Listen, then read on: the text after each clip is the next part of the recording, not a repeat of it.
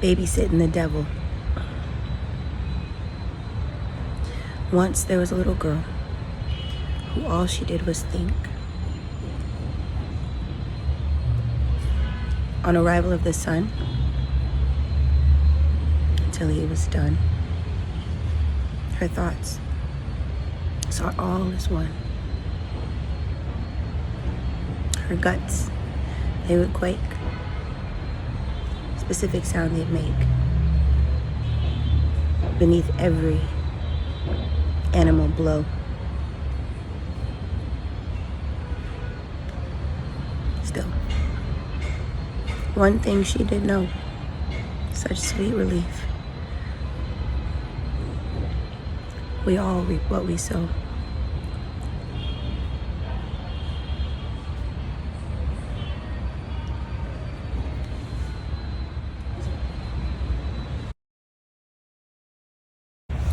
Some thoughts on pain.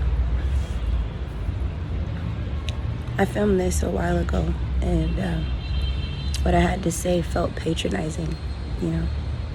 None of us here on this earth plane right now are a stranger to pain, right? We are all disciples in it. We're steeped in it, raised in it. And this was that Bane quote. Excuse me, getting over a cold. We're molded by it. So what's the point? What's the point of pain? You know, I think there are many old souls who have incarnated on this plane. Many of us who have incarnated on this plane in order to bring balance to that. You know, so that our children can, at least my goal as someone who chose to come back to this realm to heal it, was to create a space where my children could start to learn from joy instead of pain, because though it made diamonds, I consider myself a diamond, and other ascended masters that have crossed my path are so beautiful because of the pain they've endured. It's a nuanced beauty. I think we're finally reaching a point of intelligence in the human consciousness where we can take pain, the wisdom of it, we're all deeply enriched by, and create systems of joy that create nuanced beings, but in a different way.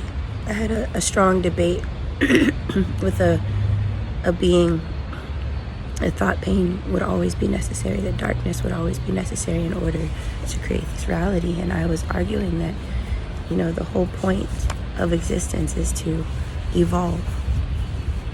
And that includes the way that we learn, the way that we grow, the way that we become rich. And that I believe we are crafty enough to create a balanced, peaceful existence. That being said, what have we learned from pain thus far? We've learned that we are resilient, that pain is a crucible. It's something that condenses the spirit. It's something that brings us into a state of awareness that we are bigger than this body. If we weren't, then pain would consume us. Pain would define us. Pain, it does define some beings, you can tell them. But the truly transcendent, luminous beings are the ones that are able to transmute it into peace and balance. The rage that comes from pain, earned and unearned, to decide to not let that define your actions towards others, toward yourself, but to still seek beauty, is the resistance training. I argue that without the resistance training, perhaps we could fly. Right? Now that we've been held back for eons, and now maybe we can move into the skies. The skies being the mind, the higher chakras collectively. That's what this age of Aquarius is about. That's what coming into 5D consciousness is about. It's about flying. And that requires cutting the sense memory that's in our bodies of that pain and just taking the lesson. Sort of how women do with birth, right? We transcend our birth experiences. We elevate beyond them every time to the point where we don't even remember the pain. We just remember the benefit of the baby and the experience. I argue that these centuries of absolute depravity were a birthing process for this new age. And now it's time for us to take the gems, but transcend beyond them. In this new reality, enjoy the fruits of our labor. I'm a birth doula of many years. They'll be 14 in January. And I've seen women completely transform their psychology once they see that something as intense as birth beautified them. You know, their choice to discover strength and trust in not only their bodies, but the people around them and their baby. Their surrender to the process of life made them a more gorgeous being. And we'll have to figure out, we'll have to brainstorm the ways that we can make gorgeous beings without such extreme depravity, child trafficking,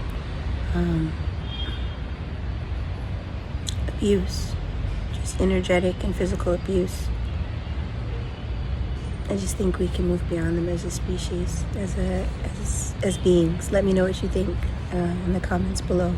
Be very curious to see what kind of conversations come up around your thoughts around what pain is and its necessity in the human consciousness. Can we create beautiful beings without it in a space of balance and peace and a respect for the full spectrum of the beings that incarnate here? So I'm not saying that all darkness should be eradicated. I just think we need to stop thinking in terms of light and dark, that we should ease into a more nuanced understanding of the full spectrum of light.